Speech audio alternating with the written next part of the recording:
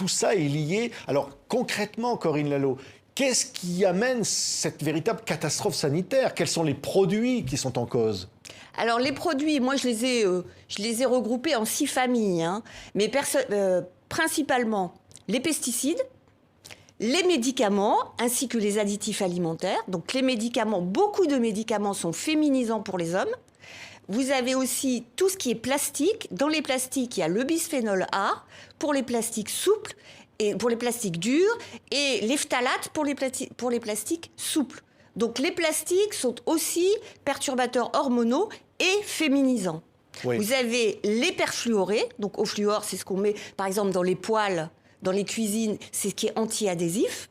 Et les retardateurs de flamme bromés, les polybromés, alors ce sont des produits qu'on met dans les tissus, dans les canapés, dans les rideaux, même quelquefois dans les habits.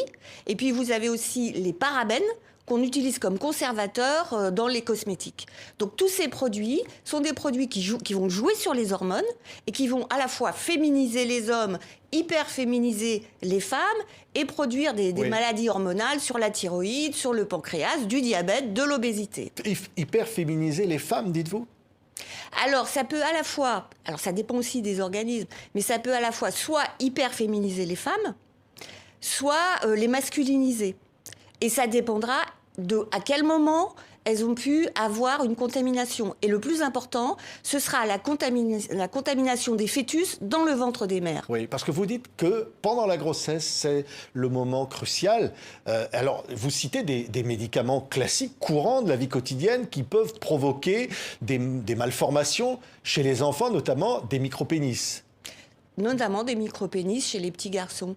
Et la période du fœtus est fondamentale. C'est là que tout se passe. C'est pour ça que les femmes qui portent un enfant doivent être averties qu'elles ne doivent prendre aucun médicament, y compris des médicaments qui peuvent paraître anodins, mais surtout ceux-là. Par exemple, du paracétamol, à savoir du Doliprane. Le paracétamol, il a été prouvé que le paracétamol féminise les petits garçons lorsque la maman en prend quand elle est enceinte du petit garçon. Et les femmes françaises sont 70% à prendre du paracétamol quand elles sont enceintes, alors que, par exemple, les Danoises ont été mises au courant qu'elles ne doivent pas le faire. Donc, elles ne le font pas. C'est un véritable scandale, tout ce que vous nous révélez là. Parce qu'au fond, on devrait être informé de ces situations-là. Pourquoi on ne l'est pas ? Il y a un manque d'information, parce que pourquoi en France, on n'informe pas les femmes enceintes, alors qu'au Danemark, ils le font ? C'est très inquiétant. Parce que justement, c'est au moment de la grossesse que tout se joue, parce que vous fabriquez dans le ventre de la mère des maladies qui se développeront à l'âge adulte. Donc c'est ce qu'on appelle les maladies d'origine fétale. C'est-à-dire que si votre maman, à un moment crucial de la grossesse, au moment par exemple où se fait la différenciation sexuelle, dans le ventre de la mère, si à ce moment-là, elle est imprégnée de produits chimiques, la différenciation sexuelle ne se fera pas de la même façon. Oui, et dérèglement hormonal, vous dites, obésité, dépression, diabète. Diabète. Oui. L'obésité et le diabète a explosé. A priori, on ne relie pas le diabète avec les perturbateurs endocriniens, les perturbateurs hormonaux. Et pourtant, oui, c'est bien lié. Et on peut même fabriquer une souris diabétique ou une souris obèse en lui inoculant des produits chimiques qui sont des perturbateurs hormonaux. Oui, cette situation que vous décrivez, derrière il y a des intérêts économiques.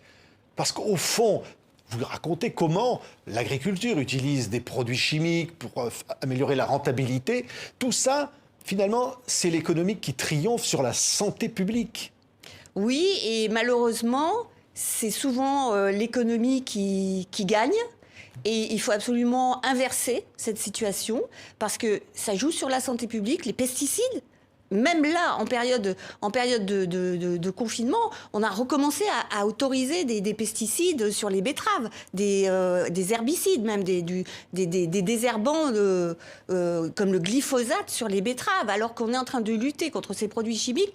D'un autre côté, on les réintroduit à travers l'agriculture et à travers les additifs alimentaires avec les produits alimentaires ultra transformés. Donc il faut vraiment prendre conscience qu'il faut une révolution si on ne veut pas aller vers une disparition disparition des espèces. Parce que les insectes ont déjà énormément disparu, les oiseaux, il y a beaucoup, certains batraciens, beaucoup de batraciens disparaissent, et on dit « Oh, c'est la faute, t'as pas de chance ». Non, c'est la faute à beaucoup de produits chimiques qui sont déversés dans la nature et qui agissent de façon chronique, non pas aiguë pour tuer les grenouilles, mais chronique en les empêchant de se reproduire normalement. Oui, oui. Le vaccin anti-Covid, évidemment, on parle du bénéfice-risque. On dit, effectivement, le Covid tue tous les jours. Vous dites aussi que le vaccin est un perturbateur hormonal ? Le vaccin anti-Covid de Pfizer ou Moderna, selon les textes même fournis par les laboratoires aux agences régulatrices comme l'EMA, l'Agence du médicament européenne, ils disent eux-mêmes que normalement, la protéine spike qui est produite à partir du vaccin par le corps lui-même, normalement, elle doit plus ou moins rester à l'endroit de l'injection du vaccin. Mais en fait, on la retrouve partout dans les organes. On la retrouve dans le cerveau et on la retrouve dans le foie. On les retrouve également, et c'est là où il y a un effet hormonal, dans les ovaires et dans les testicules. Et dans les ovaires, ça a un effet délétère sur la formation des follicules. Oui.